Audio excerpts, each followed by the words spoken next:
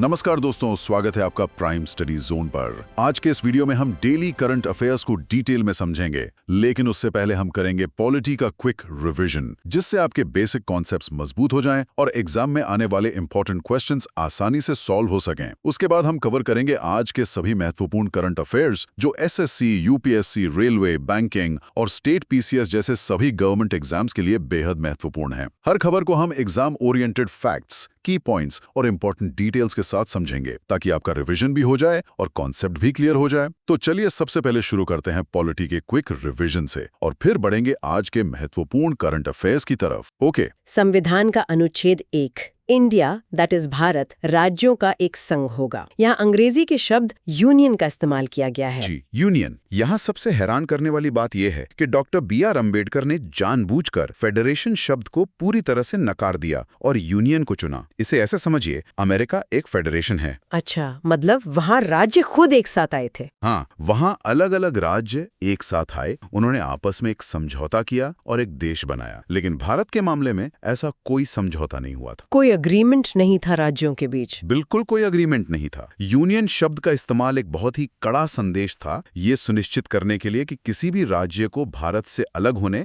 यानी जिसे हम अंग्रेजी में सेसीड कहते हैं, उसका कोई अधिकार नहीं है। 1947 में देश के टुकड़े होने का डर इतना गहरा था कि वे किसी भी राज्य को ये छूट नहीं दे सकते थे कि वो कल उठकर कहे कि मुझे अब भारत का हिस्सा नहीं रहना। ये तो बहुत ही गहरी बात है। यानी ये कोई व्यापारिक साझेदारी नहीं थी जिसे जब चाहे तोड़ा जा सके। ये एक अटूट बंधन था। इसी वजह से इन चर्चाओं में भारत को अक्सर विनाशी राज्यों का अविनाशी संघ कहा जाता है। बिल्कुल। भारत के कुल क्षेत्र में राज्यों का क्षेत्र, केंद्र शासित प्रदेश और भविष्य में अधिग्रहित किए जाने वाले अन्य क्षेत्र शामिल हैं। एकदम सटीक उदाहरण है ये, टाइटेनियम की दीवारों वाला। लेकिन अगर इस इमारत में कोई नया कमरा बाहर से जोड़ना हो तो अनुच्छेद 2 के तहत क्या प्रक्रिया है? तो देखिए, अनुच्छेद 2 संसद को ये पूर्ण और असीमित शक्ति देता है कि वो किसी भी नए बाहरी क्षेत्र को भारतीय संघ में शामिल कर सके, और इसके लिए संसद अपनी खुद की शर्तें तय कर सकती है। जो रिसर्च हमने देखी है उसमें 1975 में सिक्किम का बहुत ही सटीक उदाहरण मिलता है। हाँ, सिक्किम का विलय।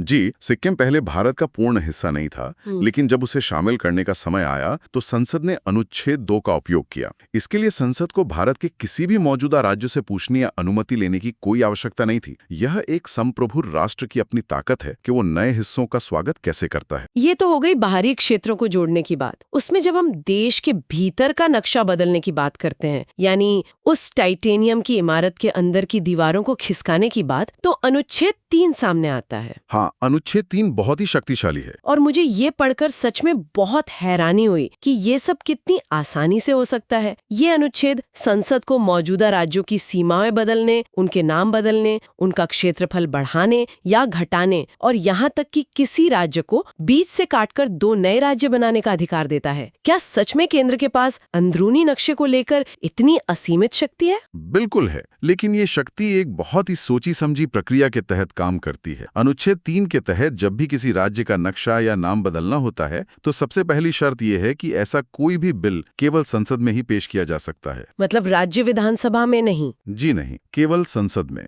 दूसरी अहम बात यह है कि इस बिल को पेश करने से पहले भारत के राष्ट्रपति की पूर्व सिफारिश लेना अनिवार्य है। और तीसरा जो सबसे दिलचस्प कदम है वो ये है कि राष्ट्रपति उस बिल को संबंधित राज्य की विधानसभा के पास उनकी राय जानने के लिए भेजते हैं। इसके लिए राज्य को एक निश्चित समय सीमा दी जाती है। रुकिए, इसका मतलब है कि राज्य से उसकी राय पूछी जाती है। लेकिन अगर कोई राज्य साफ तौर पर कह दे कि नहीं, हमें अपने राज्य का बंटवारा या नाम बदलना बिल्कुल मंजूर नहीं है, तो क्या होगा? क्या संसद उस राज्य की बात मानने के लिए मजबूर है? यहीं पर इस पूरी प्रक्रिया का सबसे बड़ा और चौंकाने वाला पल आता है। राज्य विधानसभा की राय संसद पर बिल्कुल भी बाध्यकारी नहीं है। मतलब बाइंडिंग नहीं है? बिल्कुल बाइंडिंग नहीं है। संसद चाहे तो राज्य की राय का सम्मान कर सकती है या उसे पूरी तरह से किनारे कर सकती है। यहाँ तक कि अगर कोई राज्य गुस्से में आकर तय समय सीमा के भीतर अपनी राय भेजता ही नहीं है, तब भी संसद अपना काम आगे बढ़ा सकती है। ये तो अजीब है। ये इस बात का सबसे बड़ा प्रमाण है कि भारत भारत में राज्य वास्तव में विनाशी हैं। केंद्र के पास आंतरिक भूगोल को किसी भी तरह से आकार देने की अंतिम और सर्वोच्च शक्ति है। ये तो सच में बहुत चौंकाने वाला है। एक तरह से केंद्र जब चाहे तब किसी भी राज्य का वजूद मिटा सकता है। और ये बात अनुच्छेद 4 को समझने के बाद और भी ज्यादा स्पष्ट हो जाती है, क्योंकि अनुच्छेद 4 कहता है कि इस तरह के बदलाव करने के लिए किसी भारी भरकम संविधान संशोधन की जरूरत नहीं है। एकदम सही पकड़ा आपने। अनुच्छेद 4 ये स्पष्ट करता है कि अनुच्छेद 2 और 3 के तहत किए गए किसी भी बदलाव को अनुच्छेद 368 के तहत संविधान संशोधन नहीं माना जाएगा। तो फिर ये कैसे पास होता है? इसका सीधा अर्थ ये है कि संसद में किसी भी राज्य का नाम या सीमा बदलने के लिए विशेष बहुमत यानी 2/3 सदस्यों की आवश्यकता नहीं होती। इसे केवल साधारण बहुमत से पारित किया जा सकता है। साधारण बहुमत। इस साधारण बहुमत को अगर मैं आम भाषा में समझूं तो ये बिल्कुल वैसा है जैसे दोस्तों के बीच ये तय करना हो कि आज रात खाने में क्या मंगवाया जाए। जो भी उस समय कमरे में मौजूद हैं, उसमें से आधे से एक ज्यादा जिसके पक्ष में वोट कर दें, वही फैसला लागू हो जाएगा। बिल्कुल ऐसा ही है। मतलब भारत के नक्शे में एक नया राज्य बनाने या किसी राज्य को मिटाने के लिए संसद में मौजूद सदस्यों का केवल आधे से ज्यादा का वोट चाहिए। ये वाकई ये साबित करता है कि देश की एकता सर्वोपरि है, राज्यों की सीमाएं नहीं। जी, इन प्रावधानों ने ये सुनिश्चित किया कि भविष्य में अगर भाषा, प्रशासन या विकास के आधार पर राज्यों को पुनर्गठित करने की जरूरत पड़े तो कोई कानूनी या संवैधानिक अड़चन ना आए। ये एक बेहद लचीला और व्यवहारिक ढांचा है। तो हमने देश की सरहदें तो तय कर ली, घर का मजबूत नक्शा बन गया और ये भी तय हो गया कि अंदर के कमरे कैसे बनेंगे या बदलेंगे, लेकिन इस घर में रहेगा कौन? ये सबसे बड़ा सवाल था। हाँ, असली चुनौती ये तय करना था कि भारत का नागरिक आखिर कहलाएगा कौन। भारतीय संविधान का भाग 2 जो नागरिकता से जुड़ा है, इसमें सबसे महत्वपूर्ण तारीख 26 जनवरी 1950 है। शुरुआत में अनुच्छेद 5 के तहत ये कैसे तय हुआ कि भारत का नागरिक कौन है? देखिए, अनुच्छेद 5 ने एक बहुत ही बुनियादी रेखा खींची। इसने कहा कि सबसे पहली और अनिवार्य शर्त यह है कि व्यक्ति का भारत में अधिवास होना चाहिए। अब ये अधिवास, जिसे हम डोमिसाइल कहते हैं, केवल किसी जगह पर रहने से अलग है। हाँ, इस अधिवास शब्द को समझना बहुत जरूरी है। मैंने जो पढ़ा उसके हिसाब से ये कुछ ऐसा है कि जैसे किसी होटल में 2 महीने रुकना अधिवास नहीं है, लेकिन किसी जगह पर अपना घर बनाना, वहाँ बसने का पक्का इरादा रखना, वो अधिवास है।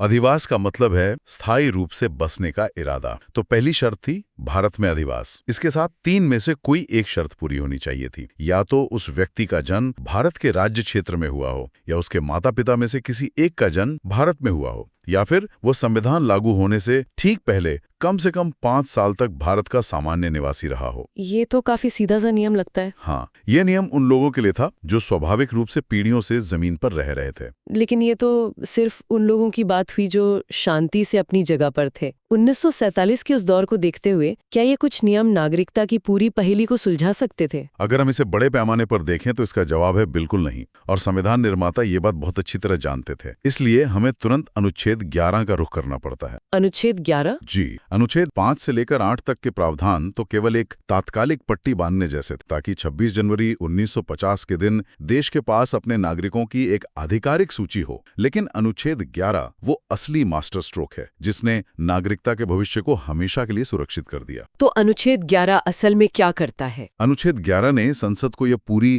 और असीमित शक्ति दी कि वो भविष्य में नागरिकता प्राप्त करने, उसे समाप्त करने और नागरिकता से जुड़े किसी भी मामले पर विस्तृत कानून बना सके। संविधान ने खुद सारे नियम नहीं लिखे, बल्कि उसने संसद के हाथ में वो ताकत सौंप दी। अच्छा, इसलिए बाद में और कानून आए? बिल्कुल, और इसी शक्ति का उपयोग करते हुए हमारी संसद ने बाद में नागरिकता अधिनियम 1955 पारित किया। आज के समय में भारत की नागरिकता कैसे मिलती है या कैसे छिनती है, यह सब उसी 1955 के कानून से तय होता है, न कि केवल संविधान के इन शुरुआती अनुच्छेदों से। ये तो बहुत ही समझदारी भरा कदम था। उस समय की परिस्थितियां इतनी तेजी से बदल रही थीं कि एक स्थायी नियम पत्थर पर नहीं उकेरा जा सकता था। और परिस्थितियों की बात करें तो उस दौर की सबसे बड़ी त्रासदी विभाजन को नजरअंदाज नहीं किया जा सकता। बिल्कुल, वो एक बहुत ही दर्दनाक समय था। जब देश का बंटवारा हुआ तो लाखों लोग इधर से उधर हुए, रेलगाड़ियां भर भर कर लोग सीमाएं पार कर रहे थे। इस भयानक प्रवासन ने नागरिकता के मुद्दे को सबसे ज्यादा उलझा दिया होगा। अनुच्छेद 6 और 7 इसी दर्दनाक और जटिल स्थिति से निपटने के लिए बनाए गए थे। जो लोग पाकिस्तान से भारत अपनी जान बचा कर आए, उनके लिए अनुच्छेद 6 ने क्या व्यवस्था की? अनुच्छेद 6 विशेष रूप से पाकिस्तान से भारत आने वाले शरणार्थियों और प्रवासियों के लिए था। इसमें एक बहुत ही महत्वपूर्ण तारीख तय की गई, 19 जुलाई 1948। इस तारीख ने प्रवासियों को 2 अलग-अलग हिस्सों में बांट दिया। 2 हिस्सों में? 19 जुलाई 1948 से पहले ही भारत आ गए थे,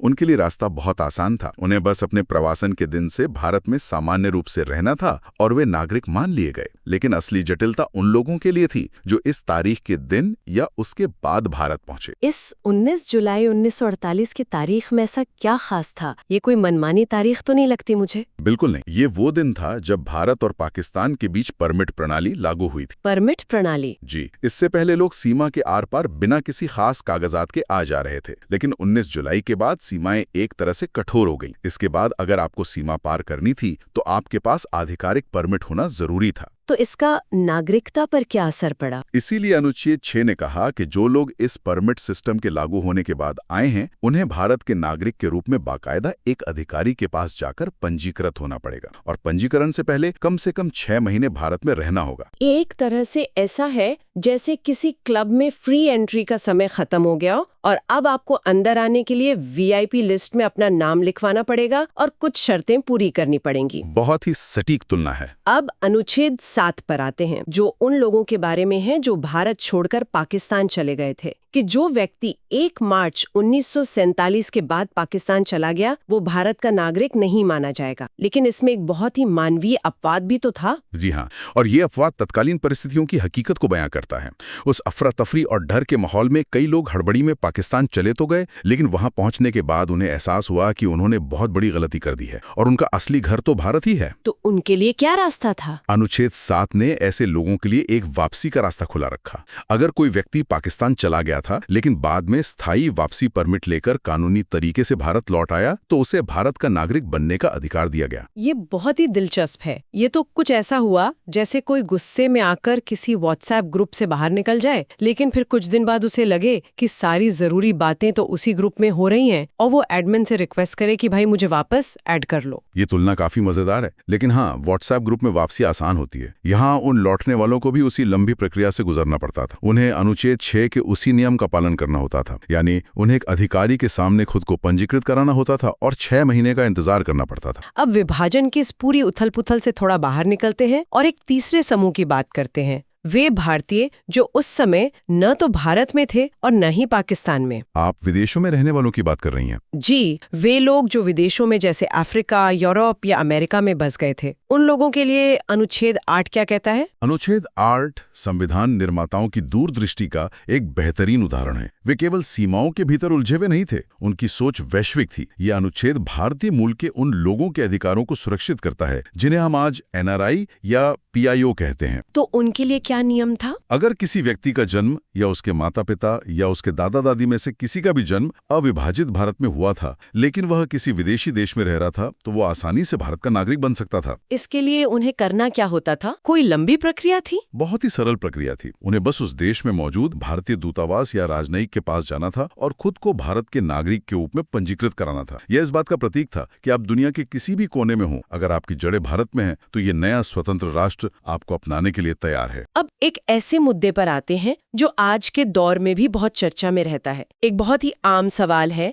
कि क्या भारत में दोहरी नागरिकता हो सकती है? Dual citizenship. हाँ, क्या कोई व्यक्ति भारत का पासपोर्ट और अमेरिका का पासपोर्ट एक साथ रख सकता है? अनुच्छेद 9 इसके बारे में क्या कहता है? अनुच्छेद 9 इस पर बहुत ही सख्त और स्पष्ट है। इसमें कोई बीच का रास्ता नहीं है। अगर कोई भी भारतीय नागरिक स्वेच्छा से किसी अन्य विदेशी राज्य की नागरिकता प्राप्त कर लेता है तो उसी पल से वो भारत का नागरिक नहीं रहेगा। भारत दोहरी नागरिकता की अनुमति बिल्कुल नहीं देता है। मतलब ये पूरी तरह से निष्ठा का मामला है। ये नागरिकता के मामले में सख्त मोनोगैमी जैसा है। आप एक ही समय में 2 देशों के प्रति पूर्ण निष्ठा नहीं रख सकते। अगर आपने किसी और देश को चुना तो भारत से आपका कानूनी रिश्ता उसी वक्त टूट जाएगा। बिल्कुल सही है। एक संप्रभु राष्ट्र के रूप में भारत अपने नागरिकों से पूर्ण और अविभाजित निष्ठा की उम्मीद करता है और अंत में इस पूरे भाग को समेटने के लिए अनुच्छेद 10 आता है। ये एक प्रकार की गारंटी भी देता है और एक चेतावनी भी। वो कैसे? ये कहता है कि जो कोई भी व्यक्ति अनुच्छेद 5 से लेकर 8 तक के प्रावधानों के तहत भारत का नागरिक बन गया है,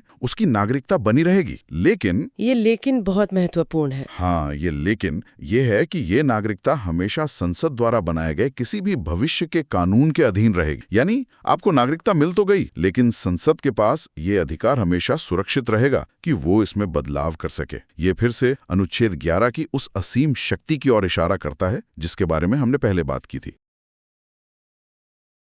प्रधानमंत्री ने नई दिल्ली में लगभग 33,500 करोड़ रुपए के विकास कार्यों का उद्घाटन और शिलान्यास किया है। ये एक बहुत बड़ा निवेश है। हाँ, और इसमें से करीब 18,300 करोड़ रुपए तो अकेले मेट्रो के विस्तार पे खर्च किए जा रहे हैं। इसमें पिंक लाइन और मेजेंटा लाइन शामिल हैं। पर जो बात मुझे सबसे दिलचस्प लगी वो ये है कि पिंक लाइन के लगभग 71 किलोमीटर लंबे विस्तार के साथ भारत को अपनी पहली रिंग मेट्रो मिलने जा रही है। जी। मजलिस पार्क, मौजपुर और बुराड़ी जैसे इलाके इससे जुड़ेंगे। इसके अलावा दिल्ली में GPRA का पुनर्विकास हो रहा है और राजस्थान में कोटा बूंदी ग्रीनफील्ड हवाई अड्डे की नींव भी रखी गई है। मैं सोच रही थी एक आम यात्री के नजरिए से ये रिंग मेट्रो का कॉन्सेप्ट कितना बड़ा बदलाव ला सकता है। अगर हम इसे व्यापक नजरिए से देखें तो एक रिंग मेट्रो का विचार ही अपने आप में शहरी यातायात के लिए क्रांतिकारी कदम है।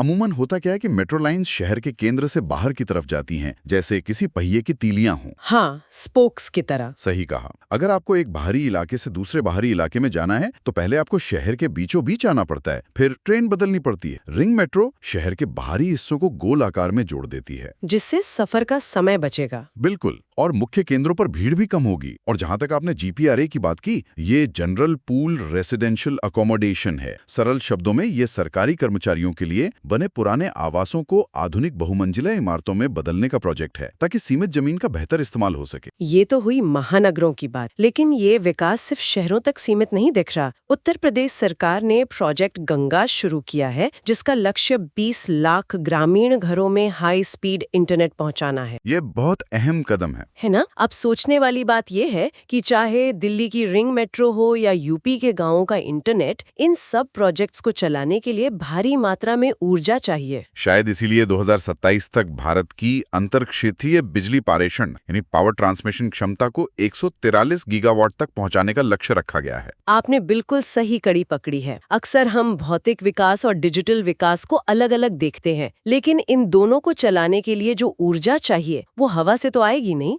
बिल्कुल नहीं। 143 गीगावाट बिजली ट्रांसमिशन का लक्ष्य बहुत विशाल है। यह दिखाता है कि कैसे देश की ऊर्जा सुरक्षा सीधे तौर पर हमारी डिजिटल और भौतिक कनेक्टिविटी को संभव बनाती है। बिना मजबूत पावर ग्रिड के न मेट्रो चलेगी और न ही गाँव में इंटरनेट राउटर काम करेंगे। सही कहा। अब ये कनेक्टिविटी सिर्फ देश के भीतर ही नहीं, सीमाओं के पार भी बढ़ रही है। चलिए रक्षा और कूटनीति के मोर्चे पर चलते हैं। 9 से 28 मार्च 2026 के बीच भारत और सेशेल्स के बीच लामितीय 2026 सैन्य अभ्यास हो रहा है। जी, ये इसका 11वां संस्करण है। हाँ, और एक दिलचस्प तथ्य ये है कि क्रियोल भाषा में लामितीय शब्द का अर्थ ही मित्रता होता है। इसमें भारत की तीनों सेनाएं हिस्सा ले रही हैं। थल सेना से असम रेजिमेंट, वायुसेना से C-130 हर्क्यूलिस विमान और नौसेना से INS त्रिकट। हम सेशेल्स जैसे छोटे से देश के साथ इतने बड़े स्तर का अभ्यास क्यों कर रहे हैं? देखिए, सेशेल्स भले ही आकार में छोटा हो, लेकिन उसकी सामरिक स्थिति बहुत महत्वपूर्ण है। यह हिंद महासागर में 115 द्वीपों वाला एक देश है, जिसकी राजधानी विक्टोरिया है। दुनिया का बहुत बड़ा व्यापारिक समुद्री मार्ग यहीं से होकर गुजरता है। तो ये सुरक्षा के लिहाज से जरूरी है? एकदम। समुद्री सुरक्षा और डकैती को रोकने के लिहाज से यह जगह बेहद अहम है। जब भारत अपनी तीनों सेनाओं को वहां भेजता है तो यह स्पष्ट संदेश है कि भारत हिंद महासागर क्षेत्र में अपनी सैन्य पहुंच और मित्रता दोनों को सर्वोच्च प्राथमिकता दे रहा है। रक्षा क्षेत्र की बात हो ही रही है तो रिसर्च के दौरान मेरी नजर स्वीडन स्थित संस्था सिप्री की 2026 की रिपोर्ट पर पड़ी। इसके अनुसार दुनिया में हथियारों का सबसे बड़ा आयातक देश इस समय यूक्रेन है, जो मुख्य रूप से अमेरिका से हथियार ले रहा है। हाँ, और दूसरे नंबर पर भारत है, जो वैश्विक आयात का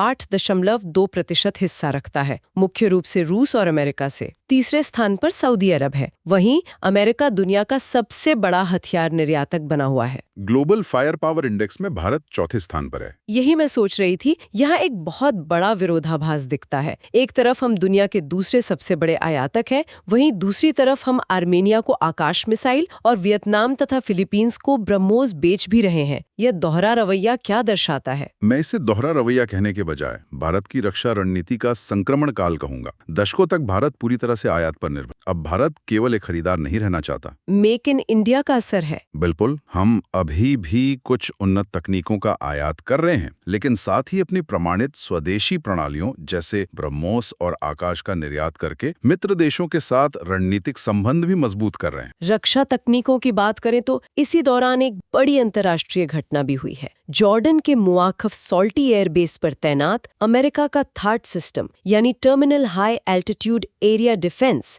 ईरान द्वारा नष्ट कर दिया गया है। थार्ड का नष्ट होना कितनी बड़ी बात है। मैंने तो पढ़ा था कि दुनिया के सबसे अभेद्य एयर डिफेंस सिस्टम्स में से एक है। ये सामरिक दृष्टि से एक बहुत बड़ा झटका है। थार्ड हिट टू किल तकनीक पर काम करता है। इसका मतलब ये आने वाली मिसाइल के पास जाकर फटता नहीं है, बल्कि सीधे उससे टकराकर उसे हवा में ही नष्ट कर देता है, और इसकी रेंज 150 से 200 किलोमीटर तक होती है। अगर इतने उन्नत सिस्टम को भेदा जा सकता है तो इसका सीधा मतलब है कि कोई भी देश किसी एक तकनीक के भरोसे नहीं बैठ सकता। शायद इसीलिए भारत अपने स्वदेशी वायु रक्षा प्रणालियों पर इतना जोर दे रहा है। यही कारण है कि इंद्रजाल, जो कि एक एंटी ड्रोन सिस्टम है, आकाश तीर, जो वायु रक्षा नियंत्रण प्रणाली है, और पिनाका रॉकेट लॉन्चर को तेजी से विकसित किया जा रहा है। इसके अलावा भारत के पास रूस का S-400 सिस्टम भी है। आसमान की सुरक्षा अब एक कैट एंड माउस गेम बन गई है। जैसे इजरायल का आयरन डोम है, वैसे ही हर देश एक बहुस्तरीय सुरक्षा कवच बनाने में लगा है। क्योंकि युद्ध का स्वरूप अब हवा और ड्रोन की तरफ शिफ्ट हो गया है। इन कूटनीतिक और रक्षा मामलों के बीच 4 से 7 मार्च के बीच फिनलैंड के राष्ट्रपति अलेक्जेंडर स्टब भारत की यात्रा पर थे। उन्होंने नवाचार और स्थिरता के लिए रणनीतिक साझेदारी पर सहमति जताई है,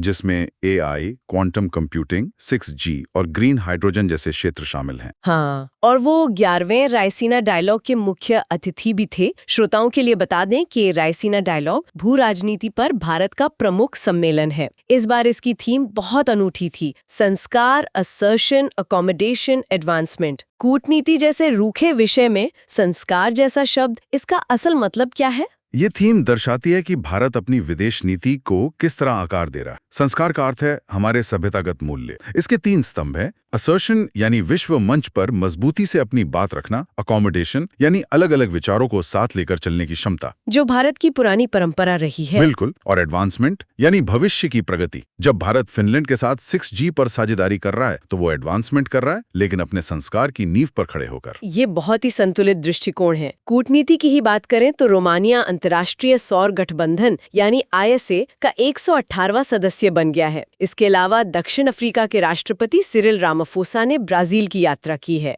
जो ग्लोबल साउथ के देशों के बीच बढ़ती एकजुटता को दिखाता है। लेकिन अंतर्राष्ट्रीय मंचों से हमेशा अच्छी खबरें ही नहीं आती। हाल ही में ह्यूमन राइट्स वॉच ने एक रिपोर्ट प्रकाशित की है जिसमें आरोप है कि इजराइल ने दक्षिणी लेबनान के आवासीय क्षेत्रों में सफेद फास्फोरस का इस्तेमाल किया है। यहाँ श्रोताओं के लिए ये स्पष्ट करना आवश्यक है कि हम केवल प्रकाशित रिपोर्ट के तथ्यों को साझा कर रहे हैं। सफेद फास्फोरस एक ऐसा रसायन है जो हवा के संपर्क में आते ही बहुत अधिक तापमान पर जलने लगता है। अंतर्राष्ट्रीय कानून घनी आबादी में इसके इस्तेमाल पर सख्त हैं। हमारा काम सिर्फ ये बताना है कि अंतर्राष्ट्रीय संस्थाएं किन मुद्दों पर रिपोर्ट कर रही हैं। हम किसी पक्ष का समर्थन या विरोध नहीं कर रहे हैं। बिल्कुल, हम सिर्फ तथ्य रख रहे हैं। चलिए अब अंतर्राष्ट्रीय तनाव से थोड़ा बाहर निकलते हैं। भारत में अब चीतों की कुल संख्या 53 हो गई है। ये एक शानदार खबर है ना? मध्य प्रदेश के कूनो नेशनल पार्क में नामीबियाई चीता ज्वाला ने 5 शावकों को जन्म दिया है। कुछ साल पहले तक एक भी चीता नहीं था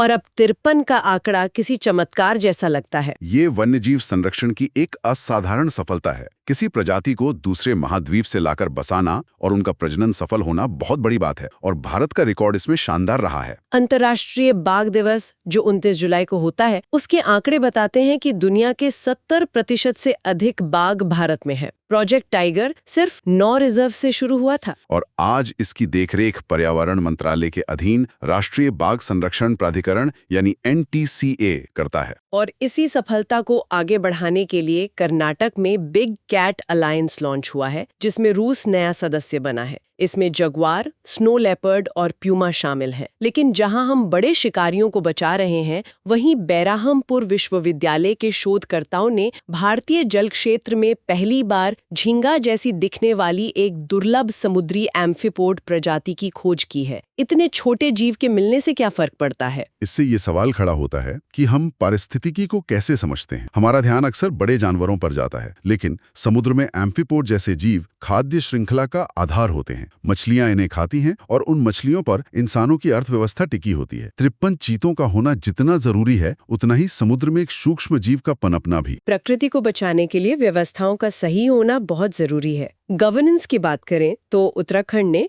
93.46 के स्कोर के साथ ICJS 2.0 सिस्टम को लागू करने में राष्ट्रीय स्तर पर पहला स्थान प्राप्त किया है। इसके साथ वहां 3 नए आपराधिक कानून BNS, BNSS और BSA भी लागू किए गए हैं। ये ICJS 2.0 कैसे काम करता है? ICJS का मतलब है inter operable criminal justice system. ये 1 डेटा 1 एंट्री पर काम करता है। पहले पुलिस स्टेशन की FIR कोर्ट में दोबारा टाइप होती थी। अब पुलिस एक बार डेटा डाल दे तो वो सीधे अदालत, जेल और फॉरेंसिक लैब तक पहुंच जाता है। इससे पारदर्शिता आएगी? बिल्कुल। और जो 3 नए कानून हैं, वे पुराने औपनिवेशिक दौर के कानूनों की जगह ले रहे हैं। नीतियों को आधुनिक बनाने की इसी कड़ी में सरकार ने विशेष आर्थिक क्षेत्र यानी सेज 2.0 नीति के लिए 17 सदस्यीय समिति बनाई है। इन्हें 6 महीने के भीतर अपना कॉन्सेप्ट पेपर सौंपना है, जिसमें DPIIT और नीति आयोग शामिल है। इसके साथ ही शासन से जुड़ी एक खबर सुप्रीम कोर्ट से है। अदालत ने पश्चिम बंगाल में मतदाता सूची के विशेष गहन संशोधन में दखल दिया है। 60 लाख विवादित मामलों की जांच के लिए ओडिशा और झारखंड से न्यायिक अधिकारी तैनात किए गए हैं। इसके लिए संविधान के अनुच्छेद 142 का इस्तेमाल हुआ है। ये अनुच्छेद 142 क्या है? यहाँ भी हमें कानूनी पहलू को तटस्थता से समझना होगा। अनुच्छेद 142 सुप्रीम कोर्ट को एक खास शक्ति देता है। इसके तहत पूर्ण न्याय सुनिश्चित करने के लिए अदालत कोई भी आदेश पारित कर सकती है। 60 लाख मामलों की निष्पक्ष जांच के लिए अदालत ने ये अभूतपूर्व कदम उठाया है। अर्थव्यवस्था और कौशल विकास के मोर्चे पर भी हलचल है। नीति आयोग ने इलेक्ट्रॉनिक्स विनिर्माण के लिए टाटा इलेक्ट्रॉनिक्स के साथ साझेदारी की है, जिसके CEO रणधीर ठाकुर हैं। हाँ, और सरकार ने इसके लिए 40,000 करोड़ रुपए का प्रावधान किया है। साथ ही IIT बॉम्बे ने हनीवेल के साथ मिलकर एक सस्टेनेबिलिटी स्किल्स हब बनाया है। एक तरफ हम 40,000 करोड़ लगाकर हार्डवेयर खुद बनाने की तैयारी कर रहे हैं, दूसरी तरफ IIT बॉम्बे सुनिश्चित कर रहा है कि युवाओं के पास भविष्य की हरित तकनीक वाले स्किल्स हों। अब चर्चा के आखिरी पड़ाव पे आते हैं। 8 मार्च को अंतर्राष्ट्रीय महिला दिवस पर महाराष्ट्र के डोंबिवली में एक गिनीज वर्ल्ड रिकॉर्ड बना। 9,111 महिलाओं ने एक साथ पारंपरिक लेझिम नृत्य किया। इसकी थीम थी गिव टू गेन। लेझिम सिर्फ एक लोक नृत्य नहीं है, ये मराठा साम्राज्य के दौरान एक मार्शल आर्ट हुआ करती थी। ये शारीरिक शक्ति और अनुशासन का प्रतीक है। महाराष्ट्र लावणी और तमाशा के लिए जाना जाता है, लेकिन 9,000 महिलाओं का ये प्रदर्शन महिला सशक्तिकरण का शक्तिशाली संदेश है। सशक्तिकरण और सम्मान की बात करें तो पूर्व 17वें मुख्य आर्थिक सलाहकार KV सुब्रमण्यम को शिकागो एल्यूमनी अवार्ड मिला है। 1941 के बाद इसे पाने वाले वे पहले भारतीय हैं। यह वैश्विक स्तर पर भारतीय अर्थशास्त्रियों की बढ़ती साख को दिखाता है। लेकिन एक भावुक कर देने वाली खबर भी है। भारतीय सेना के दिग्गज KG जॉर्ज का 95 वर्ष की आयु में निधन हो गया है। 1965 के युद्ध में वाघा बॉर्डर पर संचार बहाल करने के लिए उन्हें वीर चक्र मिला था। उनका योगदान अमूल्य है। परमवीर चक्र और महावीर चक्र के बाद वीर चक्र का स्थान आता है। और साहस की बात करते हुए याद रखें कि 10 मार्च को महिला न्यायाधीशों का अंतर्राष्ट्रीय दिवस भी मनाया जाता है। तो आज हमने कितना कुछ कवर किया, बुनियादी ढांचे की रिंग मेट्रो से लेकर सेशेल्स में सैन्य अभ्यास तक, चीतों की संख्या से लेकर लेजिम नृत्य के रिकॉर्ड तक। अंत में इस पूरी चर्चा को समेटते हुए आपके क्या विचार हैं?